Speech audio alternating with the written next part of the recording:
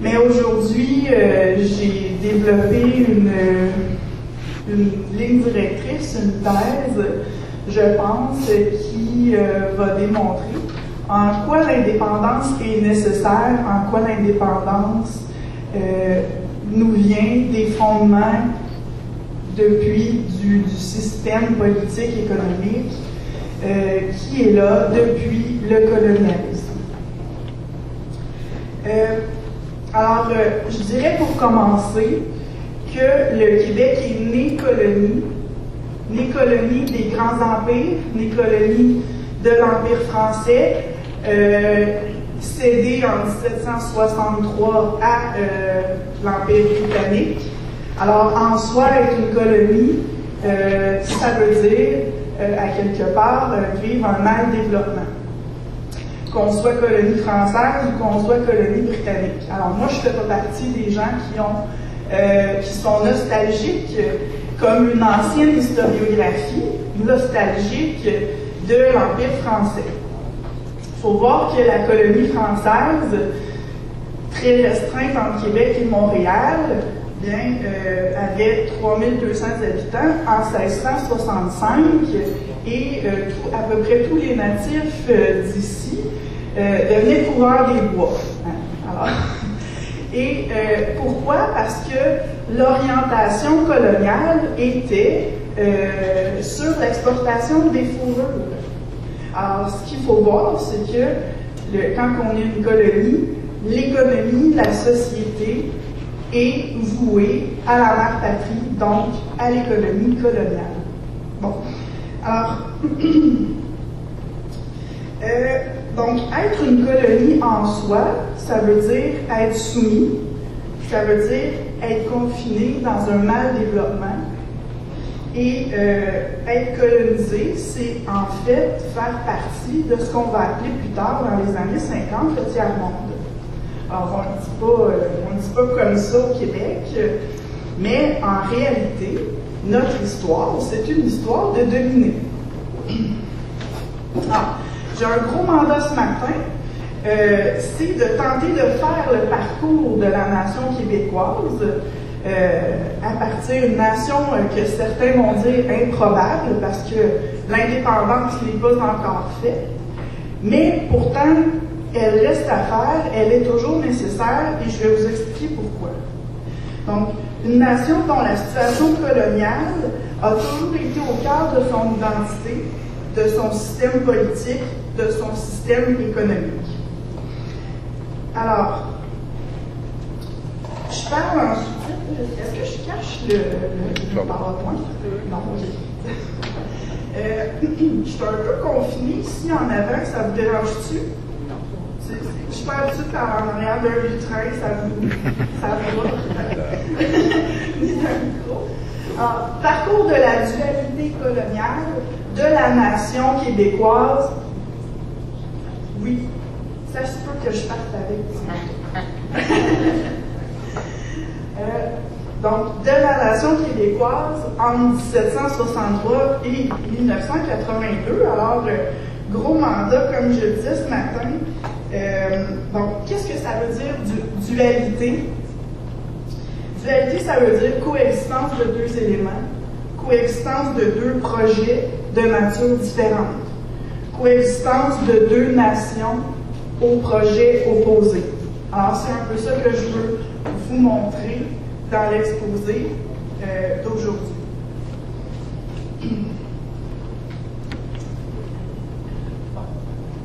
Commençons avec 1763. La conquête, et ce qu'on voit derrière nous, c'est le siège de Québec, c'est la destruction suite au siège de Québec de 1759. Donc, je dois absolument parler de la conquête britannique parce que ça met les bases de cette dualité dans nos institutions. D'abord, la guerre de la conquête, elle a plusieurs noms. Alors, c'est intéressant. Ce qu'il faut retenir, c'est que c'est la première guerre mondiale. Donc, en Europe, on va l'appeler la guerre de 7 ans. Par contre, il y a des enjeux coloniaux dans cette guerre-là. C'est ce qui nous intéresse d'abord et avant tout. Donc, Là, je vous écraserai pas de cartes ce matin. Faites-en pas, c'est la seule que je mets. J'appelle souvent les cartes parce que ça nous donne un visuel sur ce qui se passe.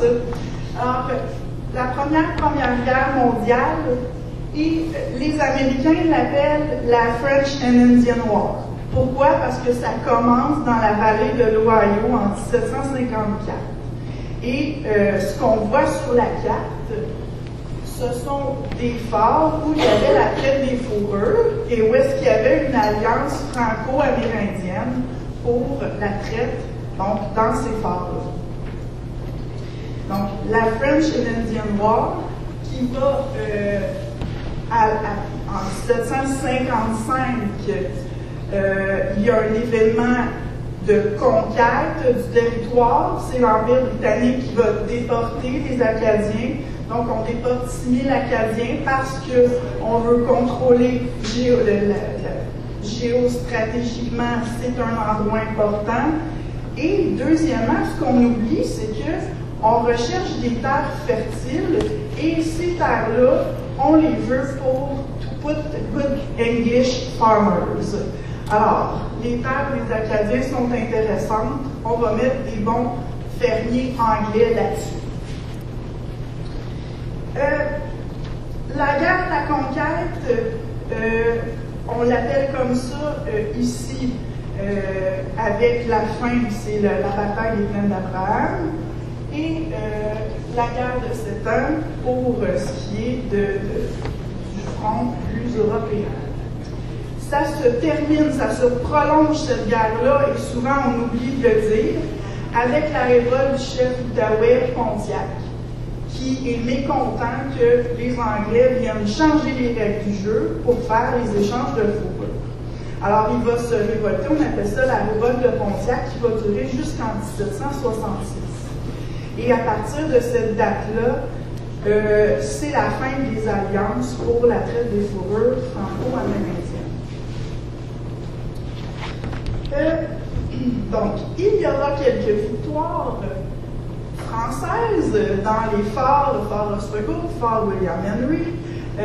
C'est très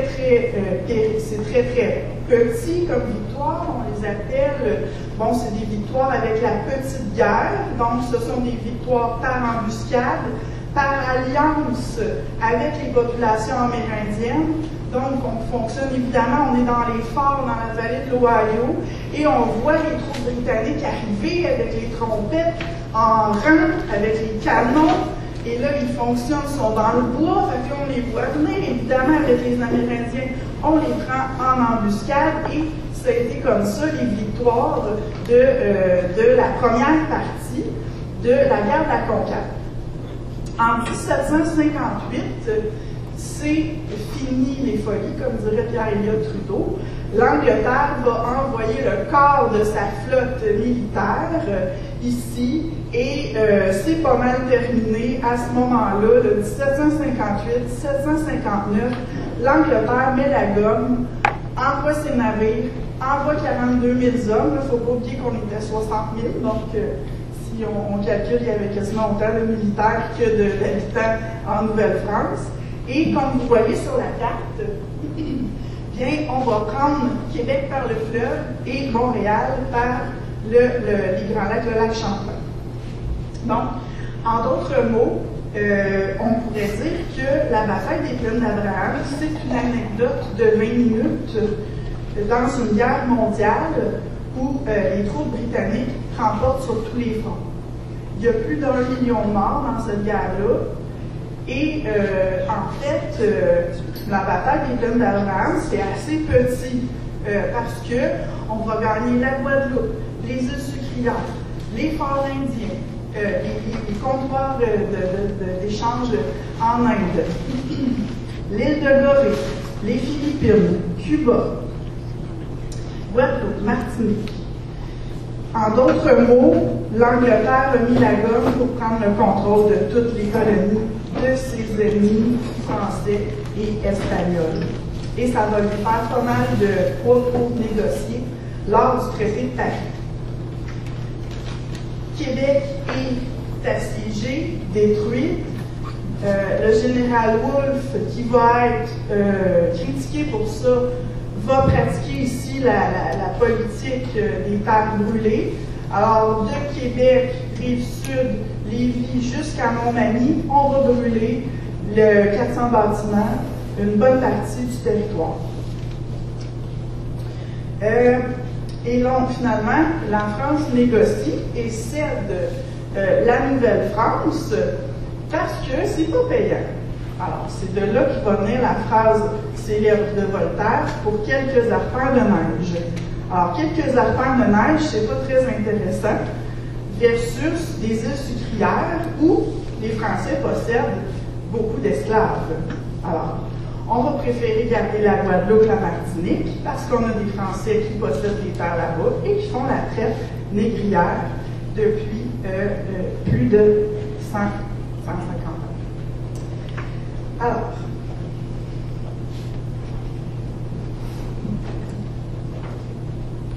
est-ce que ça va? C'est pas trop aride? Ça va. Bon. La guerre de la conquête, pourquoi j'en parle? Parce que va naître deux écoles de pensée dans l'historiographie. Deux interprétations, deux significations de la conquête. J'en parle maintenant, mais ça va fonder la pensée de ce que devrait devenir le Québec. Donc, c'est vraiment deux pensées qui s'affrontent. La première, on l'appelle l'école de l'Université Laval. Donc, et la deuxième, l'école de l'Université de Montréal. Alors, les deux, à la base, ce sont des historiens là, qui vont développer est-ce que la guerre de la conquête, c'était dramatique ou pas? Donc, pour l'école de l'Université Laval, la conquête, c'est pas quelque chose de dramatique parce que le changement d'empire, au final, a été bénéfique.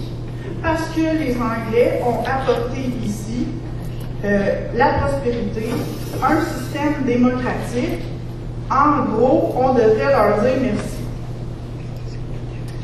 Finalement, d'un autre côté, l'École de Montréal va dire, et là, ça s'appelle la théorie de la décapitation, la conquête, ça a été dramatique parce que la Nouvelle-France a perdu sa tête, son élite. La Nouvelle-France a été décapitée par cette conquête-là. Et le peuple se retrouve à être replié dans la vallée du Saint-Laurent. Donc, en d'autres mots, les Canadiens français dans la vallée du Saint-Laurent ne détiennent plus de liens pour faire le commerce colonial. Donc, on est toujours une colonie, on est toujours dans un système mercantiliste. Alors, qu'est-ce qui développe la colonie? Ben, c'est l'exportation des matières premières.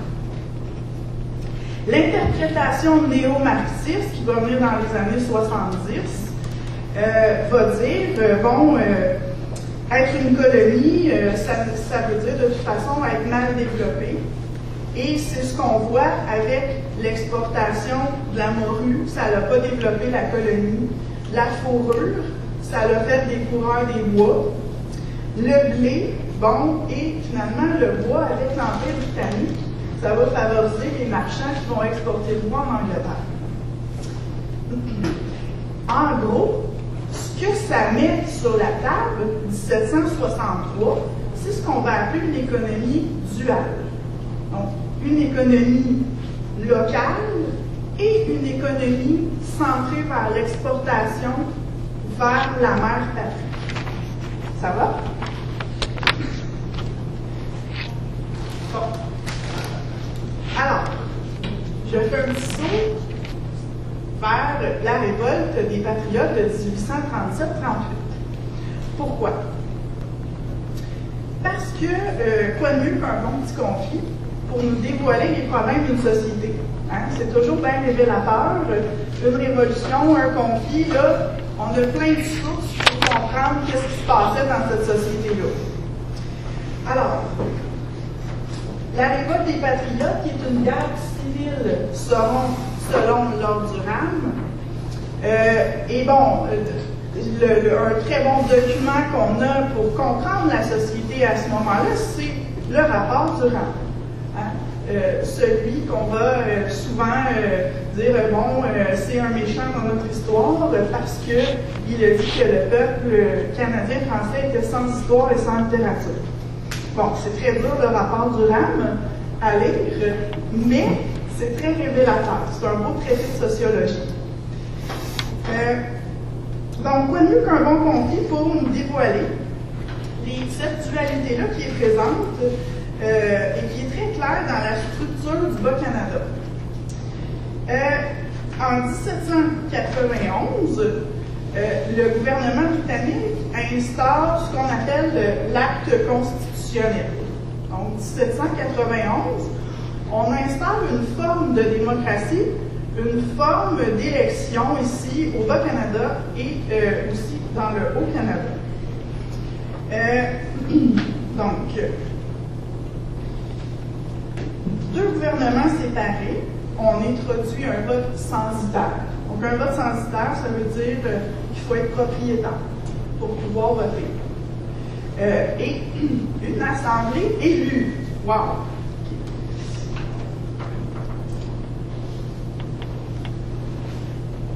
Je vais peut-être revenir sur l'Assemblée des 6 comtés qui est ici en arrière, un moment important de la révolte des Patriotes en 1837. Et je reviendrai tantôt, mais je vais vous montrer ce...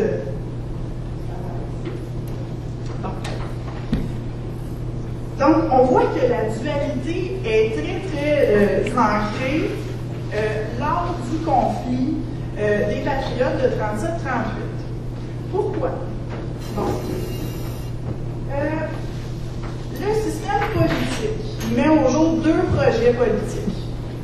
Le projet loyaliste, d'un côté, axé vers l'économie de l'Empire. Et dans le système politique, on va avoir un élément plus, si on veut, plus Tories, donc conservateur, c'est-à-dire. Et le Conseil législatif est nommé par, dans le fond, le gouvernement britannique. Donc, le Conseil législatif, c'est le projet loyal. Ce sont des marchands d'origine britannique, donc des fonctionnaires, des spéculateurs fonciers qui viennent acheter des terres en grande partie ici, et ça fâche beaucoup les Bas-Canadiens parce qu'on commence à manquer de terre. Et eux, ils sont tournés vers le commerce par rapport à l'Empire. Donc, le commerce, l'exportation du bois en grande partie, à partir de cette époque-là. Donc, on a un projet loyaliste avec une économie, donc on a un système politique qui va amplifier cette dualité économique-là. Et d'un autre côté, on a l'Assemblée législative qui est élue et qui va surtout regrouper des patriotes, donc en grande, qui ne s'appellent pas encore patriotes, qui vont s'appeler patriotes en 1832, mais qui vont être des élus, donc un projet républicain avec un système d'élection et qui vont demander de plus en plus de démocratie parce que tous les projets et le budget est contre, dans le fond, on applique le droit de veto, on veut aller chercher l'argent dans le budget contre le gré de l'Assemblée. Et là, ça va fâcher les députés élus. Donc, ce qui va se former au début du 19e siècle, c'est une petite bourgeoisie canadienne-française. Et vraiment, des gens qui vont on va créer des journaux, créer des partis politiques, il va y avoir une série d'hommes politiques qui vont exercer, qui vont avoir beaucoup de talent, dont Louis-Joseph Papineau. Et ces gens-là, la petite bourgeoisie canadienne-française, ce sont les gens élus dans les leaders naturels des paroisses, des avocats, des notaires, des médecins, des marchands, des aubergistes. Donc, des gens, parce qu'on est à une époque d'effervescence sociale, il y a eu une explosion du nombre de villes et villages au Québec, et tellement que la vallée du Saint-Laurent est saturée, il manque de terre. Donc, ces gens-là vont devenir les leaders naturels d'une population qu'il faut dire qui est analphabètes. Là, c'est quand même, on est quand même dans les années 1830, 92% de la population est analphabète. Et quand on regarde les registres aussi des patriotes arrêtés, ben, beaucoup signent avec un X. Hein. Et Lord Durham, qui n'est pas un conservateur, il est tout déprimé de ça parce qu'il dit les Canadiens français sont pas éduqués. L'Angleterre n'a pas instauré de système d'éducation ici, c'est en faire. Alors, deux projets politiques, deux classes sociales, deux élites qui exercent leur leadership à des endroits différents, avec des classes sociales différentes, et donc avec une majorité anglaise, donc des nouveaux arrivants, des marchands britanniques, et une majorité française qui s'occupe surtout de l'économie locale. Alors, vous voyez déjà la dualité qui est là dans la structure politique, dans les classes sociales, dans le leadership aussi, et géographiquement, on est plus dans les villes quand on s'occupe d'exporter, du côté des marchands britanniques, d'exporter les matières premières.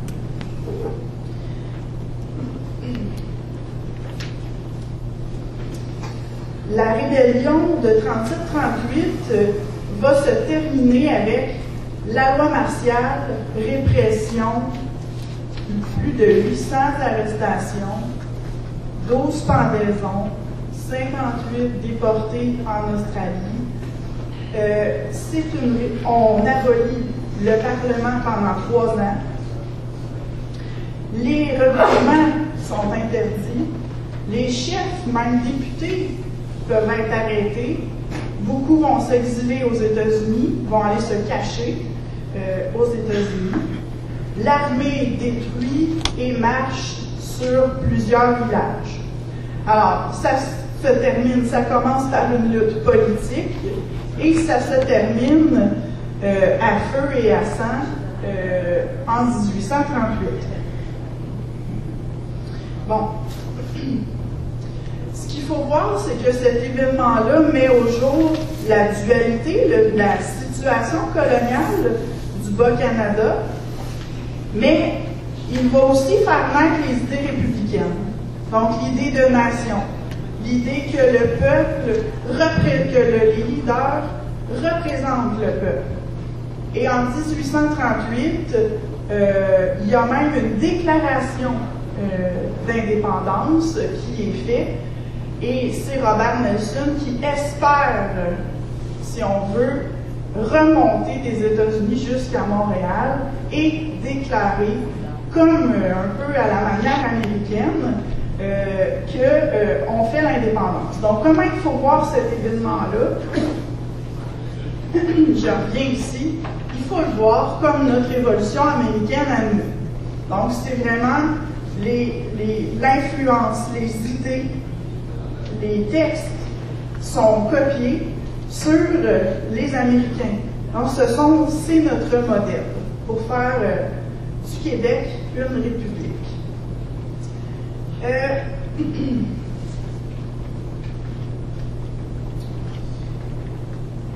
Je vais juste dire un mot là-dessus. Je vous parlais de la petite bourgeoisie canadienne-française. Ben, regardez, c'est eux qui sont sur le stage là, avec Joseph Papineau, avec Wilfred Nelson à l'avant, qui est un médecin. Il faut voir que c'est une assemblée majeure, 5000 personnes, rassemblées fin octobre, pour finalement adopter des mesures de boycott. Alors, c'est intéressant parce qu'on fait comme la Révolution américaine, on décide de boycotter les produits britanniques. On commence à consommer, donc on boycotte tous les produits de thé qui est taxé, hein, ça vous dit quelque chose, le Boston Tea Party. Hein? Donc, on se réfère beaucoup à la Révolution américaine. Et ces gens-là, sur le stage, ils vont s'appeler les Fils de la Liberté. Les Fils de la Liberté, c'est copié sur les patriotes américains, les Sons of Liberty, ceux qui ont fait le Boston Tea Party, Samuel Adams, entre autres.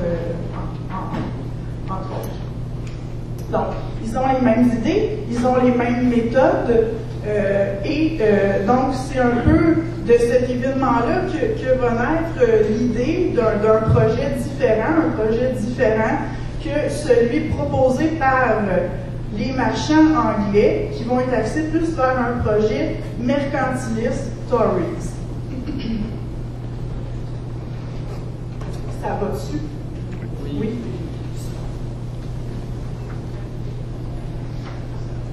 Je suis habituée de prendre les questions au fur et à mesure.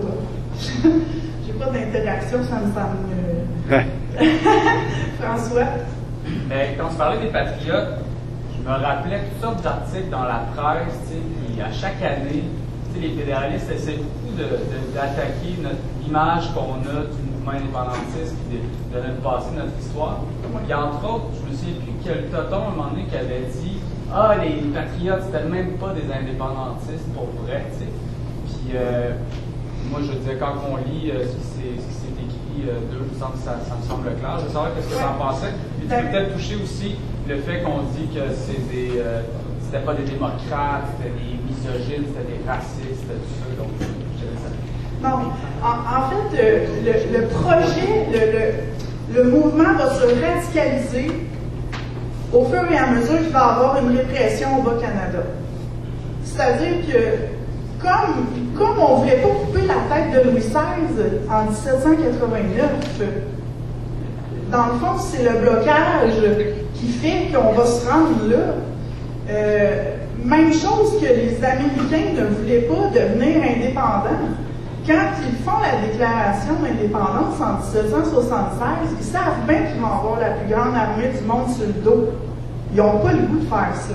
C'est une déclaration de guerre qu'ils font. Donc, même chose pour les patriotes. Il y a une grande lutte politique qui va se faire de 1812, à partir du moment qu'on se rend compte que la vedette de l'acte constitutionnel, il ne marche pas, ce gouvernement-là. On nous a donné une belle vedette, mais elle ne fonctionne pas. On n'a pas de pouvoir. Donc, on va faire une lutte pareille comme les révolutions de cette époque-là. On envoie nos doléances, on envoie les 92 résolutions, on appelle au boycott. On ne parle pas vraiment de devenir indépendant de l'Angleterre parce qu'on pense, on a confiance qu'elle va réformer le système. À partir de la répression de la loi martiale, quand on se met à arrêter n'importe qui, quand on se met à brûler des villages, quand on se met à pendre des gens, puis il faut se mettre dans le contexte qu'on est dans la vallée du Saint-Laurent, il y a 600 000 personnes, c'est pas beaucoup, là, la population, là, ben, disons, ça a beaucoup grandi depuis la Nouvelle-France, on était 60 000. Donc, 600 000 personnes dans la vallée du Saint-Laurent, tout le monde se connaît. Ça, ma belle-sœur, la ferme à brûler, ci puis ça, les grandes familles, donc quand même, 50 lors de l'Assemblée, 5 000 personnes, ça fait beaucoup de monde. On signe des pétitions à 87 000 personnes. Il y avait bien des X, mais 85 000 personnes sur 600 000 de population. Et Lord Durham est tout à l'envers de voir comment c'est une société tissée serrée. Pour lui, c'est bien archaïque. C'est une société paysanne archaïque. Je vais juste finir de répondre à François. Mais, donc, imagine quand la répression arrive, là, on arrête nos chefs politiques, nos leaders. Ils sont obligés de s'enfuir aux États-Unis. On pend des gens à la prison du pied du courant. Fait il faut s'imaginer comment est-ce que la grogne va pogner à ce moment-là. Et c'est pour ça que 1838, c'est le deuxième soulèvement. Il est beaucoup plus radical. Et de là, la déclaration d'indépendance de Robert Nelson, C'est-à-dire que là, on n'est plus dans le boycott puis dans les petites affaires tranquilles. On veut marcher, on espère avoir l'appui des Américains pour marcher et prendre Montréal. Et évidemment, ça ne marche pas du tout, mais le mouvement s'est radicalisé et je dirais que bien des gens qui n'étaient pas politisés en 1837 et qui vont embarquer en 1838 dans le mouvement un peu plus, si on veut, armé. Les gens sont on va dire, sont en tabarnak. C'est ça. Alors, c'est un peu ça la rébellion là, de 1838. Oui, est-ce que ça dérange si je réponds aux questions, Viviane? Non. Pas du tout. La seule chose, je vous invite, comme M. Crépeau, à prendre les micros. Il y en a 2 dans la salle, simplement pour la prise de son. Donc, s'il y a des questions, je vous invite à utiliser le micro là ou celui-ci. Je peux y aller? Oui. OK.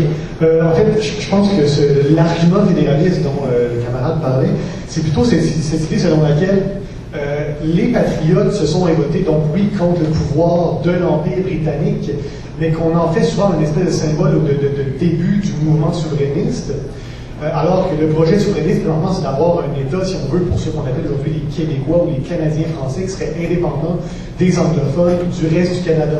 Or, je suppose que si on ramenait les patriotes aujourd'hui et qu'ils voyaient que l'État canadien a des institutions parlementaires démocratiques, somme toute assez souveraines par rapport au pouvoir britannique, ils seraient somme toute assez heureux de l'état des choses actuellement et ils ne désireraient pas un État souverain pour les Canadiens français parce qu'à l'époque, le projet patriote, si je ne m'abuse, vous savez mieux que moi, était un projet qui devait réunir les francophones et les anglophones du Canada.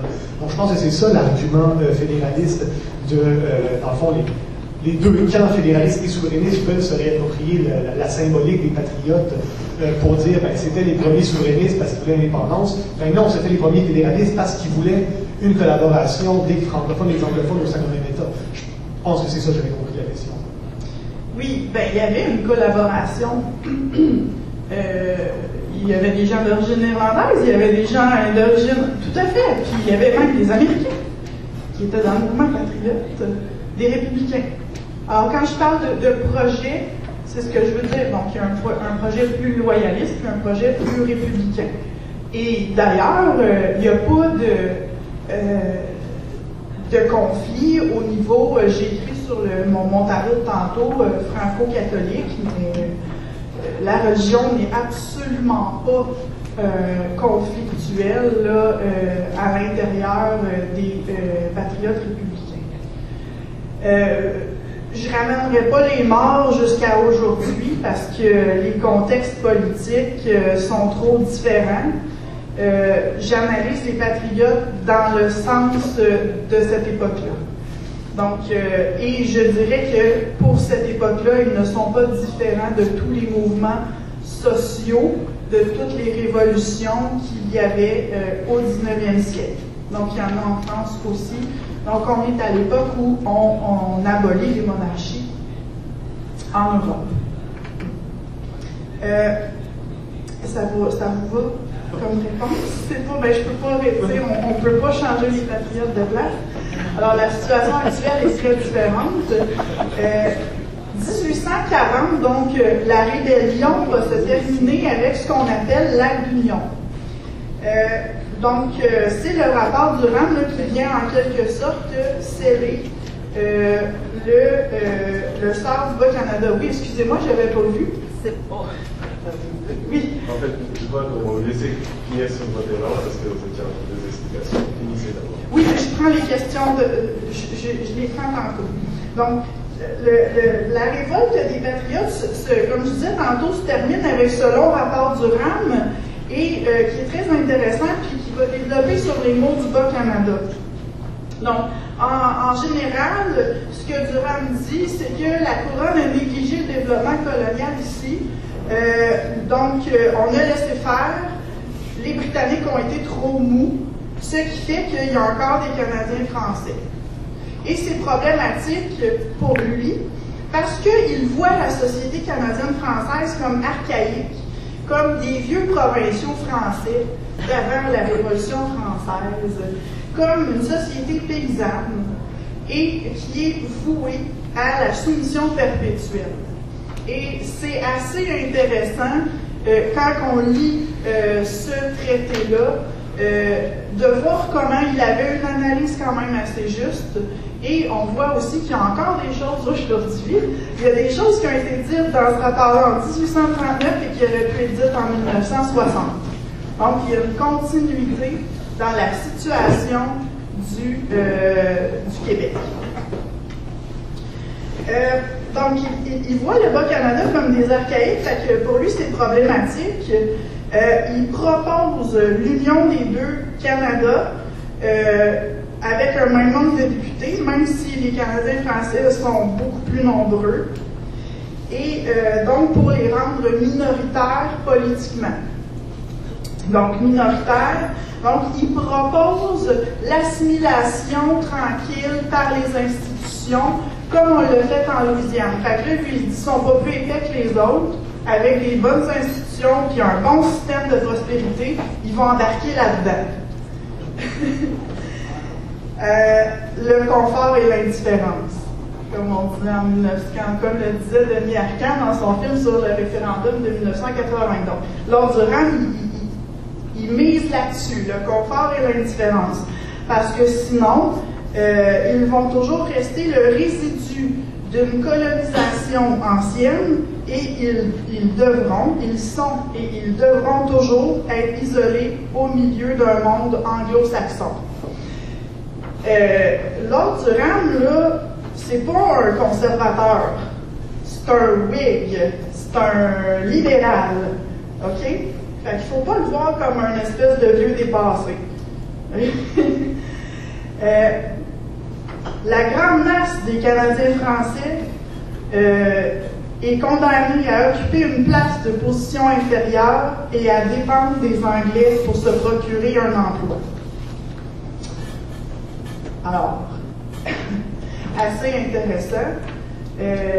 Et pour lui, c'est inconcevable que les Canadiens français restent dans cette position-là.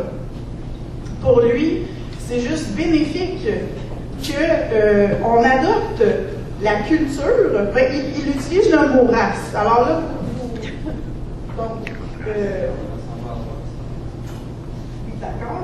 J'ai un peu la misère avec le PowerPoint en arrière.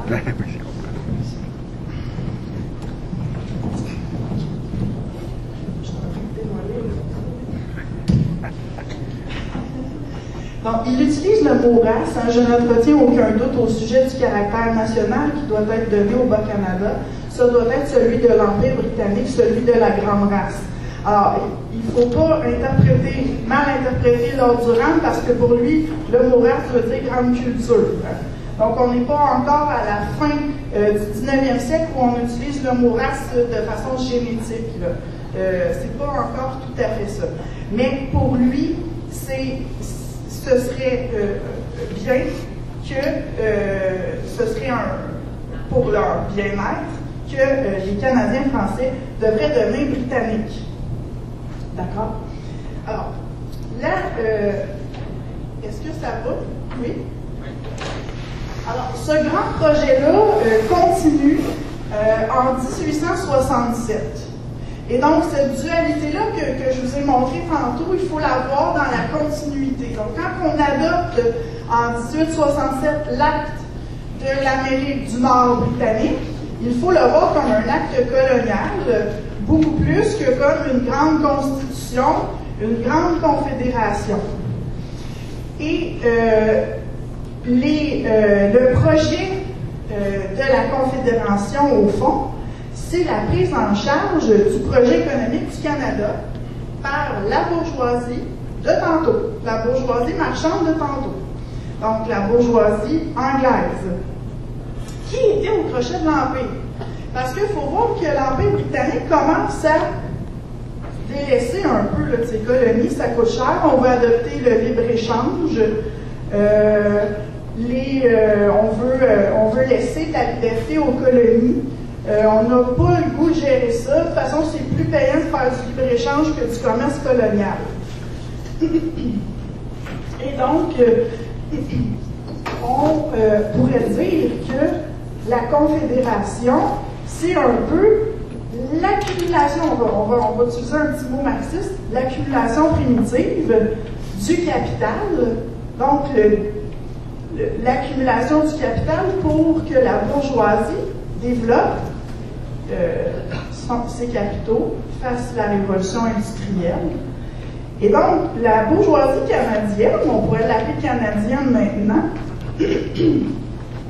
elle va se mettre à prendre les leviers du gouvernement fédéral pour développer son économie. Et c'est très clair dans les chemins de fer, on utilise le gouvernement pour payer les chemins de fer, notamment le Canadien Pacifique. Il va avoir. On n'a même pas créé 1867 qu'il y a déjà plein de scandales. Quelques années plus tard, on appelle ça le scandale du Canadien Pacifique. C'est-à-dire que Johnny McDonald se faisait payer ses élections, financer ses élections, en échange de donner le contrat du Canadien Pacifique. Alors, vous voyez un peu, c'est comme ça que ça s'est fondé, le Canada. Donc, la Constitution, c'est un document qui a été adopté à l'époque sans consultation populaire, avec une alliance des partis conservateurs. Donc, c'est pas... et c'est un document qui sert en grande partie à la bourgeoisie marchande. Donc, l'idée, c'est la course vers l'ouest. Il faut se mettre dans cette idée-là. Les États-Unis sont au sud, poussent vers l'ouest. Le Canada aussi veut contrôler les territoires, contrôler les frontières. Alors, on veut contrôler les douanes, on veut contrôler les taxes, on veut étendre le marché d'un océan à l'autre, avec notamment les chemins de fer. Le chemin de fer, c'est révolutionnaire. À l'époque de la révolution industrielle, on est en penmoison, ça développe les marchés, ça fait... Bref, le Canada, pas juste le Canada, mais les États-Unis aussi, l'Europe aussi, on investit énormément dans les chemins de fer. Et on va faire ça ici à la manière d'un PPP. Hein? Vous rappelez-vous de ça, les fameux PPP de Jean Charest, donc de son début de premier mandat quand il était très. Donc, les partenariats privés, public-privé. Alors, c'est comme ça qu'on développe les chemins de fer, c'est-à-dire que le gouvernement fédéral finance la moitié des projets, soutient les prêts, donc finance les risques, et les profits vont aux compagnies ferroviaires. Ça va bien comme ça.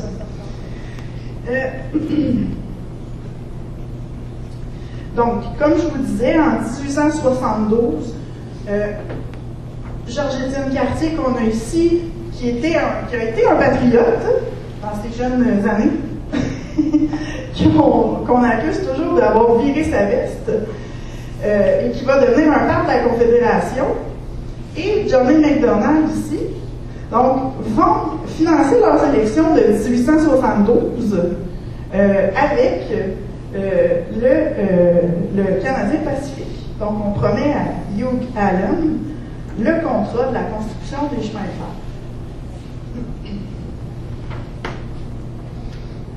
Donc, en gros, ça permet la consolidation, l'enrichissement de la bourgeoisie canadienne. Et à partir de ce moment-là, on développe. Je vais mettre un micro en place. Quelle transition! Bon.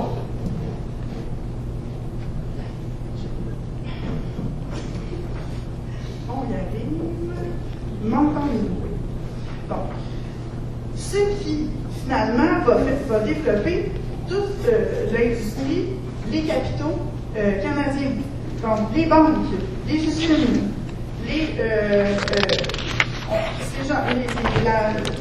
cette classe-là va faire de l'argent avec le transport maritime, le transport ferroviaire, les mines, le bois, les fourrures, les banques.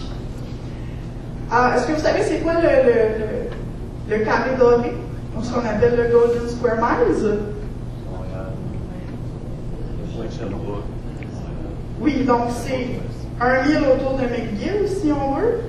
Saint-Jacques, McGill, en gros. Musée des Beaux-Arts. Bon, où est-ce qu'il y a des églises, des maisons somptueuses?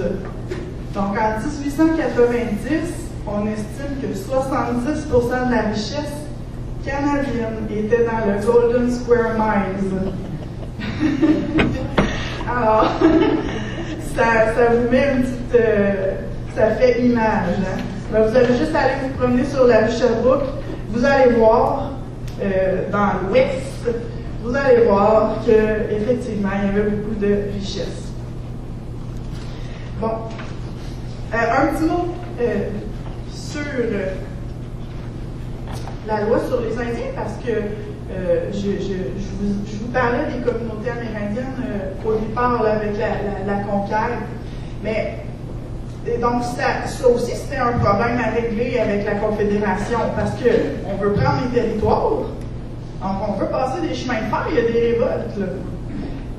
En 1869, Johnny MacDonald va dire, puis là ça va être le fondement de la loi sur les Indiens, qui est encore active aujourd'hui avec le système des réserves.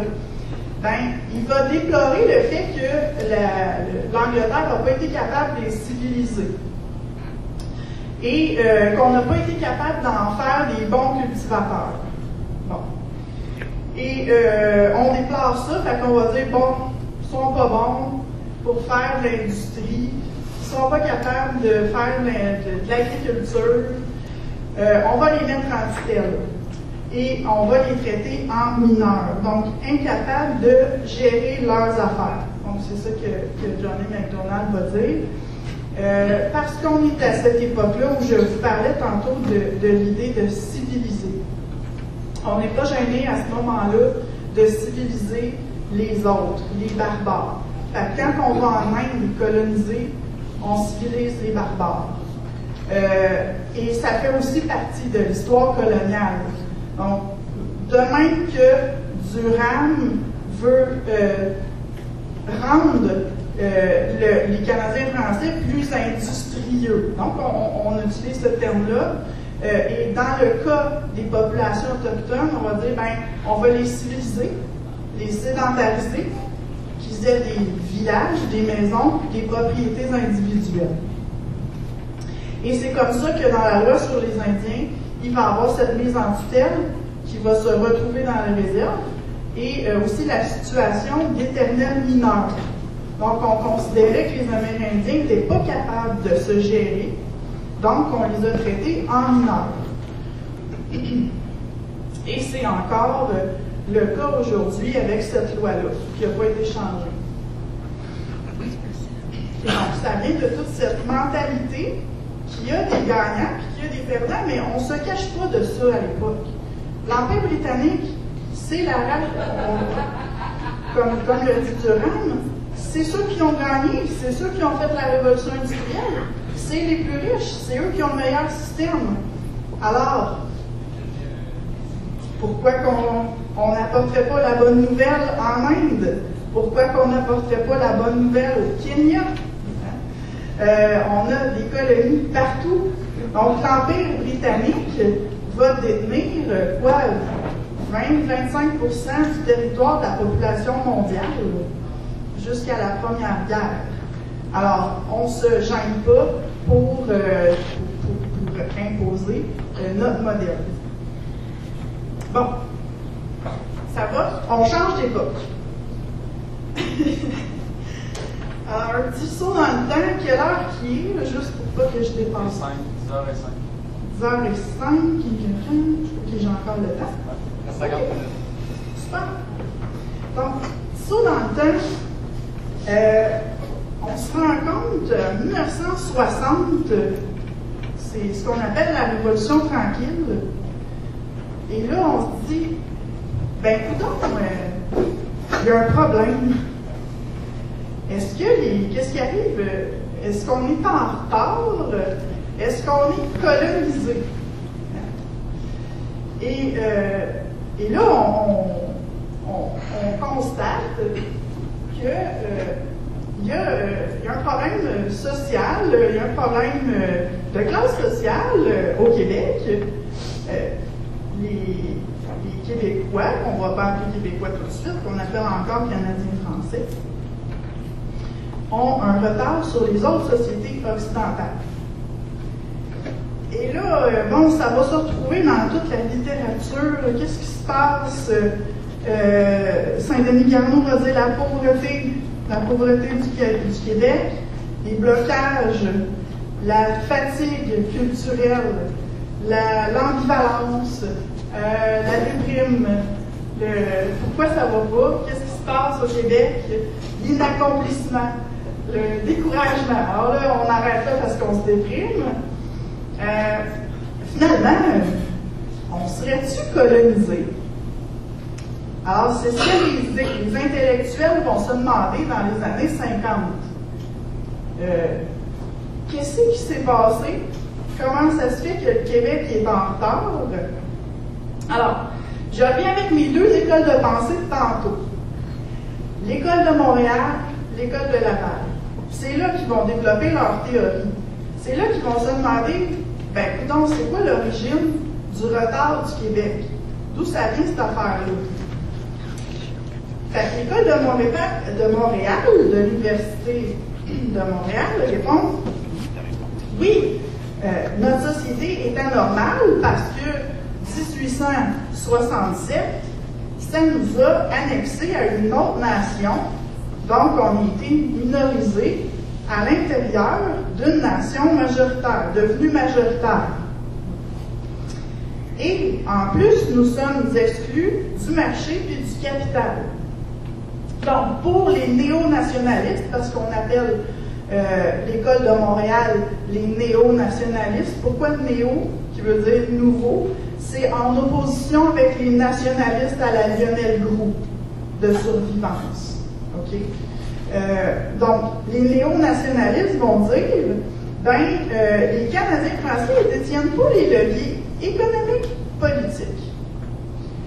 Et là, ça devient important à cette époque moderne. On se rend compte que le Québec, finalement, il n'a pas développé d'État-providence. Les Canadiens français sont sous-scolarisés. C'est ce que la commission Laurando-Duncan va confirmer. C'est-à-dire qu'on va dire que les Canadiens français sont dans les plus pauvres, sont finalement prolétaires, sont sous-scolarisés.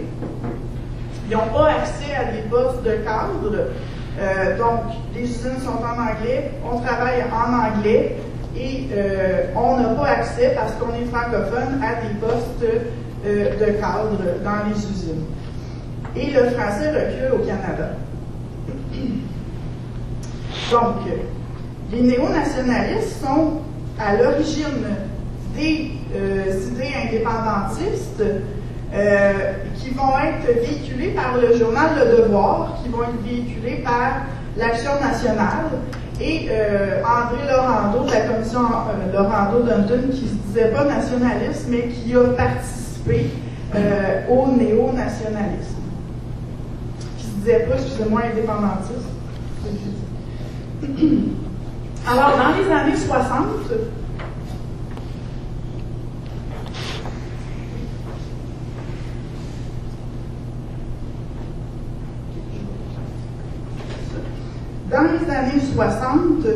va naître, alors là, tu me posais la question tantôt, François, qui est parti aux toilettes.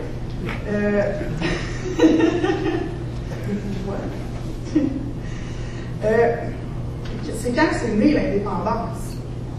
Ben,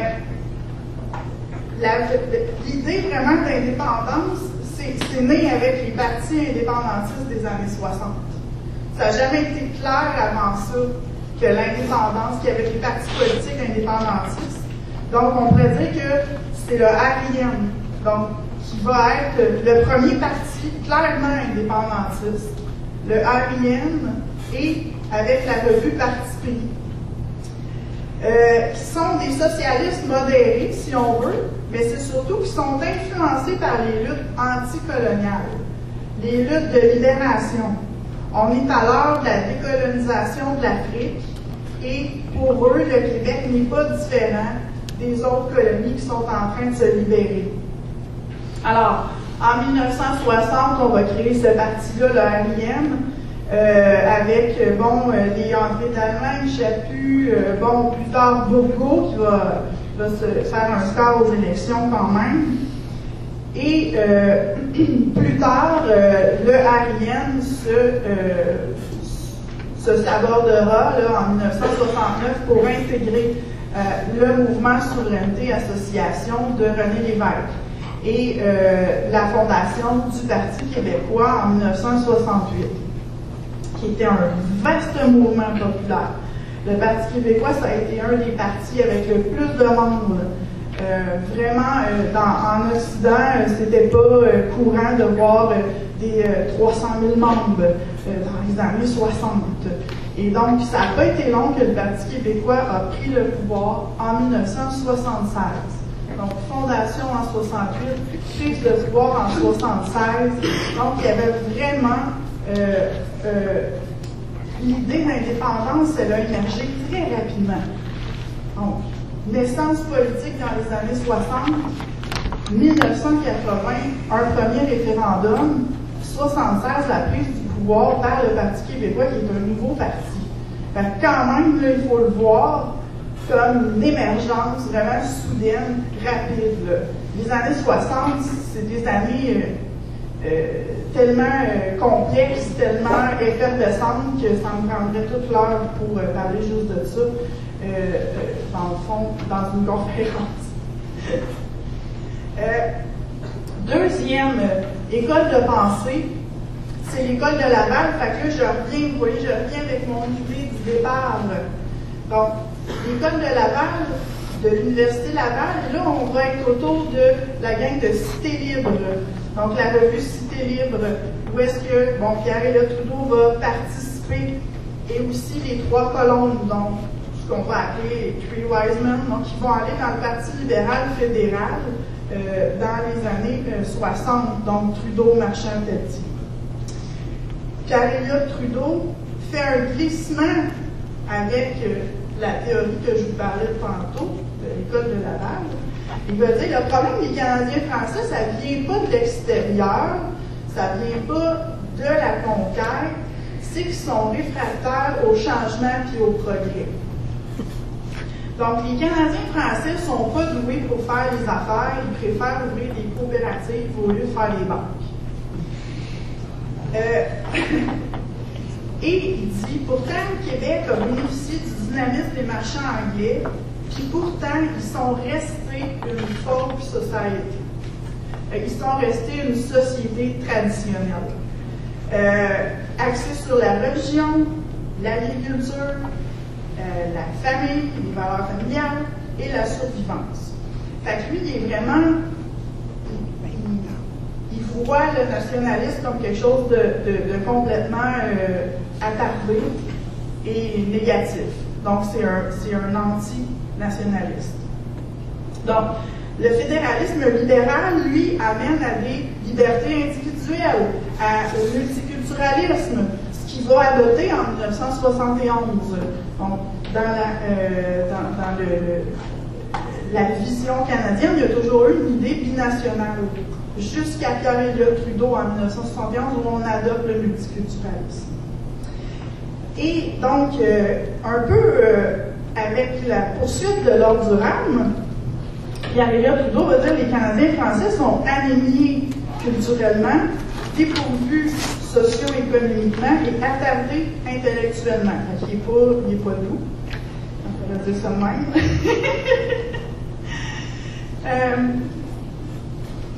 Donc,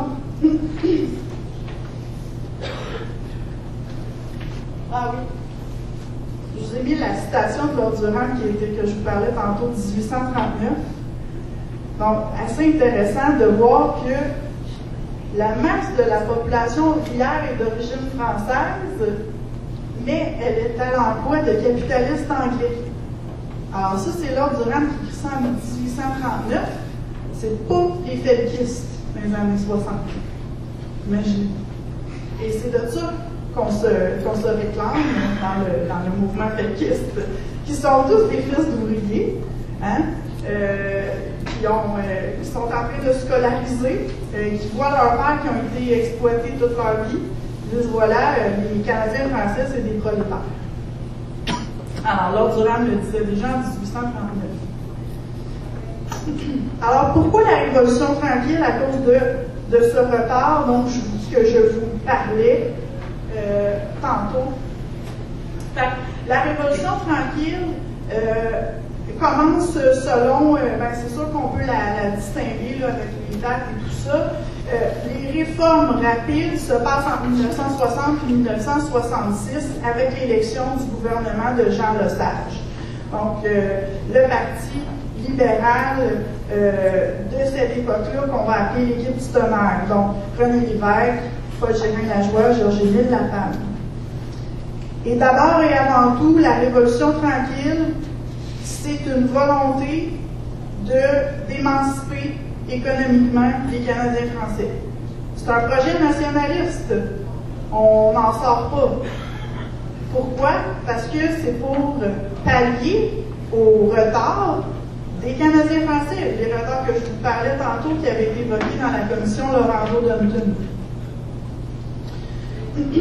Donc, Jean Lesage, en 1962, donc prend le pouvoir en 60, redéclenche des élections en 62 parce qu'il veut faire voter le Québec sur est-ce qu'on peut nationaliser ou pas l'électricité. Donc, pour lui, c'était aussi un espèce de plébiscite à savoir est-ce qu'on était d'accord avec la nationalisation de l'électricité. Donc, 62, on retourne en élection et ils reprennent le pouvoir. Donc, 60, on disait c'est le temps que ça change. 62, maître chez nous. Donc, j'aime beaucoup cette phrase de 1962 qui dit « Après tant de générations, nous serons maîtres chez nous. L'époque du colonialisme est révolue. Nous marchons vers la libération. » Assez intéressant. Donc, il y a deux piliers, puis là, je résume la Révolution tranquille, comme je disais, je pourrais passer des heures là-dessus parce que c'est une période complexe, les années 60.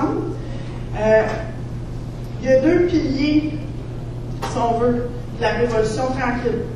L'économie du Québec et l'éducation. C'est vraiment les deux projets. Premièrement, c'est sûr que ça tourne beaucoup autour de la nationalisation de l'hydroélectricité. Premièrement, c'est intéressant parce que, bon,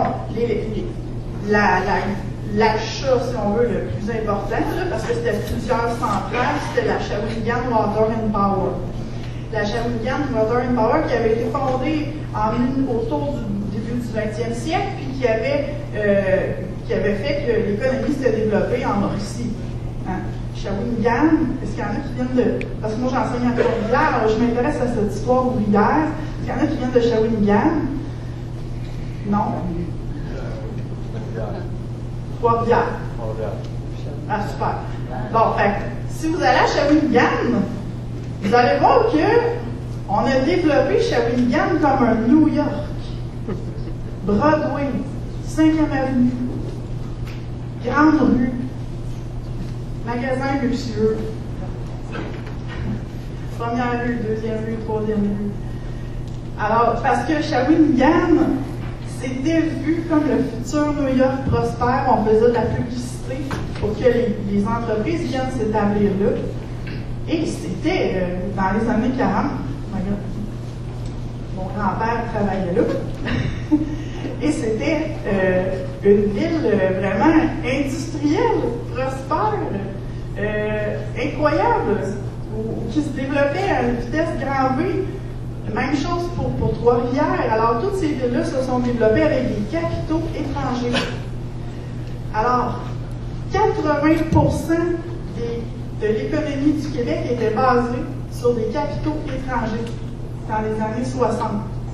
Fait que c'est intéressant, cet été, vous irez vous promener à Shawinigan, vous allez voir que la Belgo est fermée puis ça fait dur en maudit. Alors, toute l'industrie capitaliste s'est retirée. Même chose à Trois-Rivières. Moi, je visite ça avec mes étudiants. Les quartiers ouvriers de la CIP, la Canadian International Paper, qui était le producteur mondial de papier avec des capitaux étrangers et qui se sont retirés rapidement. Alors, Trois-Rivières est devenue la capitale du chômage. Alors, on le voit, c'est visuel dans ces villes-là, les quartiers ouvriers, les édifices, les logements canadiens-français. Puis là, on arrive à une maison de cadre anglophone, quartier anglophone, il y a les Maple Street. Alors, c'est visuel, les distinctions de classe sont là dans ces villes-là. Alors, la nationalisation de l'électricité, c'est ça. C'est entre autres acheter la Shawinigan Water and Power et d'autres centrales, parce que ça fonctionnait tout proche, il faut le dire aussi. Ça coûtait moins cher à Trois-Rivières qu'à Montréal. Puis bon, l'électricité, l'intensité diminuait. Bon, c'est un peu le bordel là-dedans. Ça a coûté 604 millions, c'est un bon investissement. D'avoir nationalisé l'électricité. Mais il a fallu aller emprunter aux États-Unis. Donc, Jacques Parizeau, à l'époque, qui était conseiller économique de Jean Lesage, va aller cogner à la porte des Américains pour emprunter de l'argent pour nationaliser l'électricité. Parce que c'est sûr que ce n'est pas des capitaux canadiens que ça leur aurait tenté de lui prêter pour ça, pour racheter des compagnies donc canadiennes. Donc, création de ce qu'on va appeler Hydro-Québec, puis ça va faire très rapidement 1400 postes de cadre qui vont être occupés par les Canadiens français. Fait que vous voyez que l'économie, on la développe pour les Canadiens français. Aussi, on va développer l'État, l'économie québécoise avec la Société générale de financement. Je suis toujours dans mon premier pilier économique. Donc, la Société générale de financement, ça aussi, c'est Jacques Parizeau, qui est conseiller économique. On va pouvoir investir dans l'économie locale et reprendre possession, vous voyez, le 80% de capitaux étrangers, que ça devienne des capitaux locaux. Et finalement, on va créer la Caisse de dépôt et de placement, qui en fait est une gestion collective de nos retraites, comme prof, mettons. Moi, c'est pas une retraite, en fait, on l'envoie à quelque part, puis il gère ça. c'est des retraites collectives. Les pensions aussi, régie des rentes, création de la CSST, donc, et aussi de l'assurance médicaments. Donc, une gestion collective de nos avoirs. Au lieu que ce soit des compagnies privées, c'est le Québec qui gère les fonds de pension et les assurances. Deuxième pilier, c'est la commission parent. Vraiment important. La situation dans l'éducation au Québec, elle est urgente. 44% de la population, et ça c'est incroyable, on ne pourrait pas s'imaginer ça aujourd'hui, en 1961, 44% de la population a moins de 19 ans. Hein?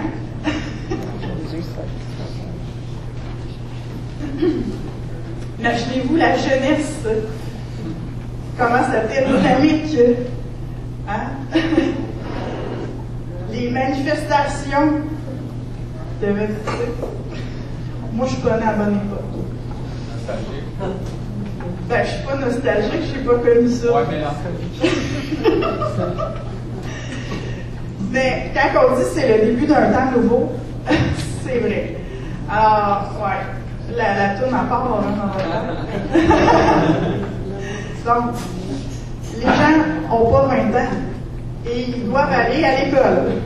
Alors là, on est encore pogné avec des écoles de rang, des écoles de métier, puis des collèges classiques. Puis là, il n'y a pas assez de place pour tous ces gens-là. Bon. 3% des francophones seulement sont diplômés de l'université. Et c'est vraiment pas beaucoup si on compare aux anglophones aussi qui sont diplômés à 11%. Fait on va créer un réseau public d'écoles polyvalentes. On va lâcher les écoles de rang, on va lâcher les collèges classiques. Création des cégeps, 1968, création du réseau des UQ, donc qui est vraiment majeur pour le Québec. L'Université du Québec à Montréal va ouvrir ses portes en 1968. On est en plein mai 68, tout le monde est énervé. Ça commence avec une bonne grève. Moi, je viens de là. J'en ai. C'est normal. Alors, mais la création des UQ, donc une université en Abitibi, Chicoutimi, donc on peut être diplômé universitaire sur le territoire québécois. Et ça, c'est extraordinaire. Sinon, il y avait juste McGill, l'Université Laval, l'Université de Montréal, un peu à Sherbrooke. Il manquait de place pour les futurs étudiants francophones. Il y avait beaucoup de place pour des étudiants anglophones, des universités anglophones. Il manquait de place pour les francophones. Imaginez, l'UQAM ouvre les portes en 1868, puis on critique qu'il manque des places. Donc, deuxième chose aussi qu'il y a dans le rapport parent, c'est la gratuité scolaire. Alors, le fameux projet de gratuité scolaire, il est là depuis les années 60. C'est-à-dire qu'on préconise une gratuité progressive. On va l'appliquer rapidement au primaire, secondaire, mais l'idée était de l'appliquer aussi à l'enseignement supérieur. Donc, gratuité scolaire et instauration du système de prêts et bourses pour les étudiants québécois. Donc ça, c'est le deuxième pilier de la Révolution tranquille.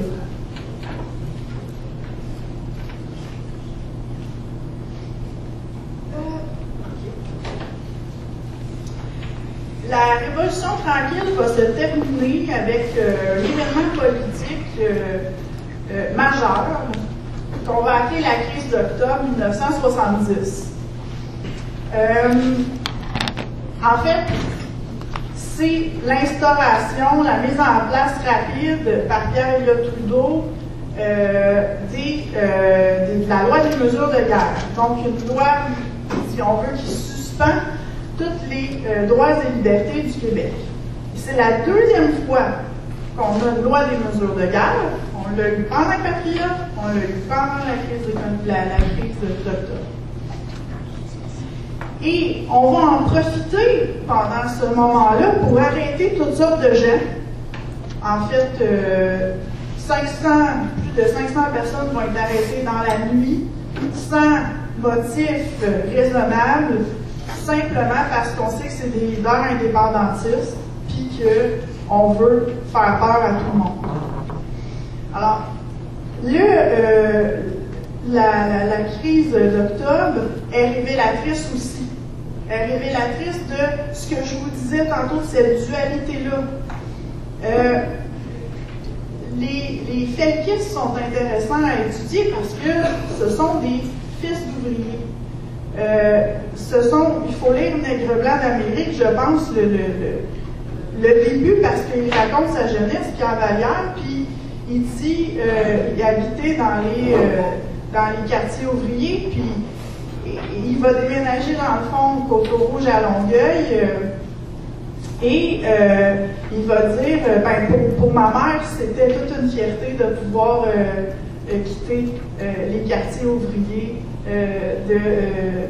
je crois qu'il était à Hochelaga, mais là je m'excuse parce qu'il y a plusieurs felkistes là, mais donc de quitter ces quartiers ouvriers-là, puis d'avoir la liberté, d'avoir une maison. Bon, vous savez que c'est à peu près où est-ce qu'il y a les galeries Longueuil maintenant, là, le place Longueuil. Ben là, c'était un quartier où c'était des maisons en carton et il n'y avait pas d'eau courante, mais les ouvriers allaient s'établir là parce que c'était la banlieue, parce que c'était la liberté, parce qu'il y avait une maison. Fait que toute cette génération-là de féquistes ont vu leur père se faire exploiter par des usines, par des usines détenues par des anglophones.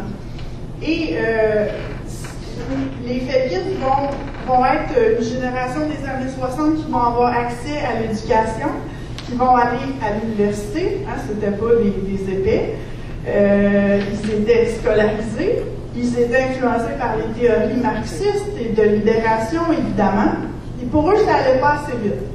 Pour eux, là, le Québec se libérait pas assez vite, l'indépendance n'allait pas assez rapidement. Il fallait qu'on fasse comme toutes les autres sociétés qui se libèrent, comme les Black Panthers aux États-Unis, comme dans le sud au Nicaragua, comme en Afrique.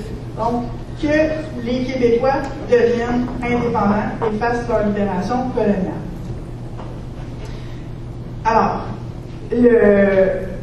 même Jean-Paul Sartre va dire, hein, Jean-Paul Sartre qui a fait une entrevue, il a parlé de la crise d'octobre, et il dit, ben, s'il y a eu la loi des mesures de guerre au Québec, ça veut dire que les Québécois sont décolonisés dans leur propre État.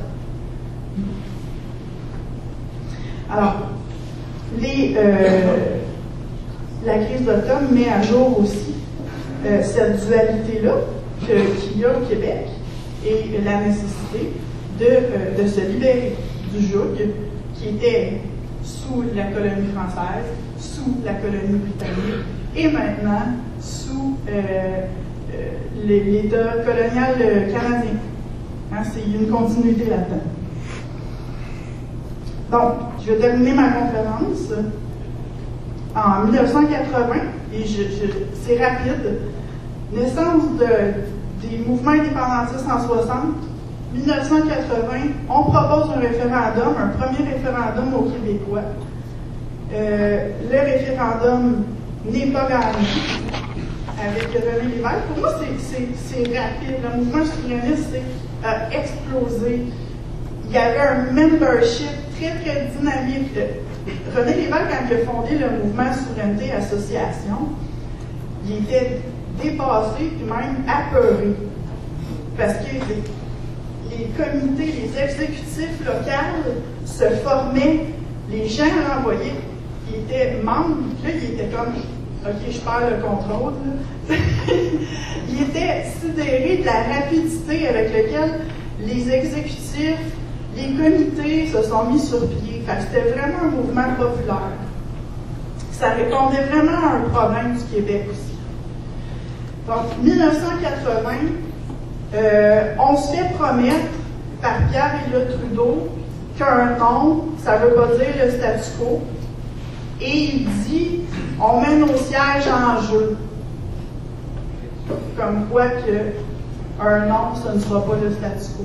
On va réformer le fédéralisme. En 1982, il a rapatrié unilatéralement la Constitution. Donc, et les Québécois n'ont pas signé la Constitution de 1982. Mais la reine l'a fait, par exemple. J'avais signé. Chanceuse. Alors, c'est tout.